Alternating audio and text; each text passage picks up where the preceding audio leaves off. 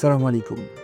Pour vous aider à accompagner les jeunes futurs entrepreneurs durant la phase d'incubation, nous vous présentons l'outil 14, suivi des futurs entrepreneurs en incubation.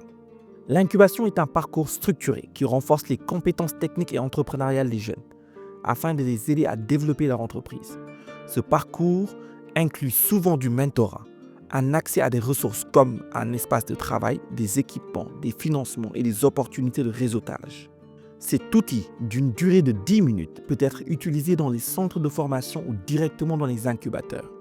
Il implique le CAI ou les membres de la cellule d'appui à l'insertion, les jeunes et les incubateurs.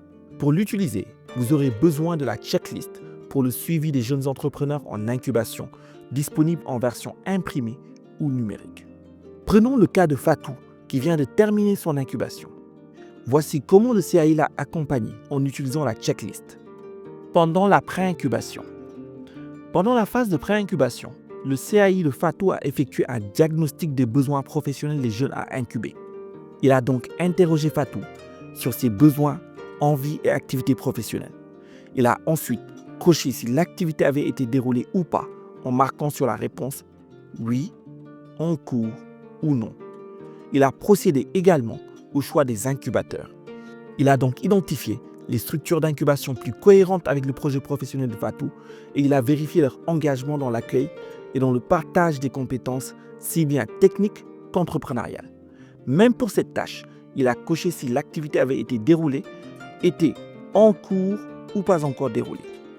Enfin, il s'est occupé de remplir la base de données des jeunes incubés. Il a alors compilé la base de données de l'outil 1 pour Fatou en marquant son nom, prénom, adresse, téléphone, contact tuteur, maladie, filière, expérience professionnelle, etc. Pendant l'incubation active. Pendant la phase d'incubation active, le CAI s'est occupé de partager avec l'incubateur les informations personnelles et professionnelles des jeunes incubés. C'est-à-dire, il a présenté Fatou au responsable encadreur de l'incubateur.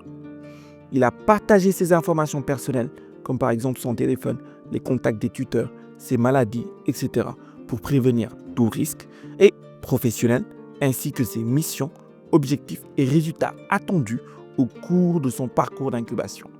Par la suite, il a procédé à évaluer le progrès des jeunes en incubation. Il a contacté par téléphone, WhatsApp et ou par email au moins chaque 2 semaines Fatou et ses responsables de la structure d'incubation pour évaluer ses activités, difficultés et progrès, ainsi que pour programmer les tâches futures. Il a réalisé une découverte des réalités du monde du travail.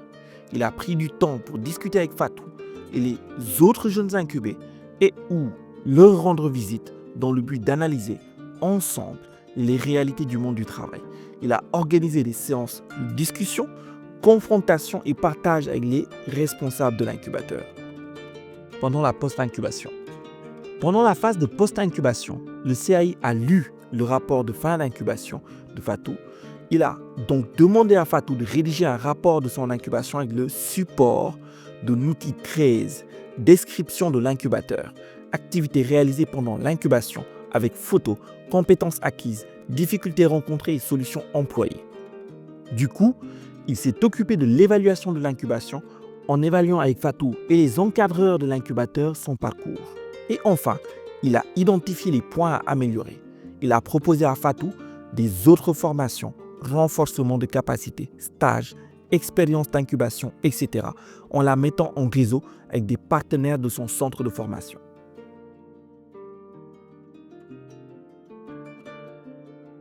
Le stage, on vous met dans une situation où vous avez déjà un diplôme, vous êtes spécialisé dans un domaine bien déterminé et que vous faites une adaptation. C'est-à-dire on vous met dans une situation où vous faites un renforcement de capacité par rapport à un métier bien déterminé. Alors que pour l'incubation, c'est plus pour les entrepreneurs. Ils sont dans un métier, on leur met dans le bain, on leur confie à un incubateur pour la prise en charge d'une compétence bien déterminée.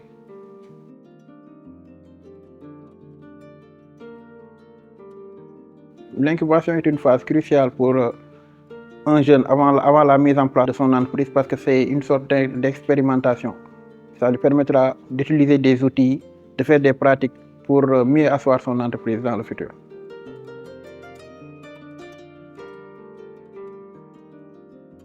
Bon, pendant la phase d'incubation, la responsabilité du coach sera d'abord de déterminer les besoins de l'entrepreneur, de trouver un coach incubateur pour l'incubation du jeune. Ensuite, faire le suivi du jeune pendant la période d'incubation et à la fin faire une évaluation sommative par rapport à l'incubation du jeune. L'incubation est une étape essentielle dans le parcours entrepreneurial des jeunes. Nous espérons que cette checklist simplifiera votre travail pour les accompagner avec succès.